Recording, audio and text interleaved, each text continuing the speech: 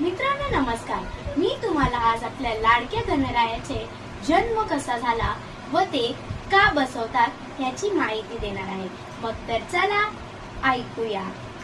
एकदा पार्वती मातेने तिच्या अंगावरील मळापासून एक बालक तयार केले व त्यास आदेश दिला, मी अंघोळ करेपर्यंत कोणास आतमध्ये येऊ देऊ नको. पण तेव्हाच शंकर भगवान यांचे आगमन झाले. आईने दिलेल्या आदेशामुळे त्या बालकाने विरोध केले. मग त्या दोघांमध्ये भांडण होऊ लागले. शंकर भगवान क्रोधित झाले आणि त्या बालकाचे शीर उडवले. तेव्हा पार्वती मातेने हे सगळं पाहिलं आणि ती क्रोधित झाली आणि ती खूप रडू लागली. तेव्हा तिने सांगितलं, जोपर्यंत माझा बालक परत जिवंत होत नाही तोपर्यंत मी तुझ्यासोबत बोलत नाही. तेव्हा शंकरांनी नंदीला सांगितले, तू जेही पहिला जीव दिसेल त्याचं पहिलं शीर घेऊन ये.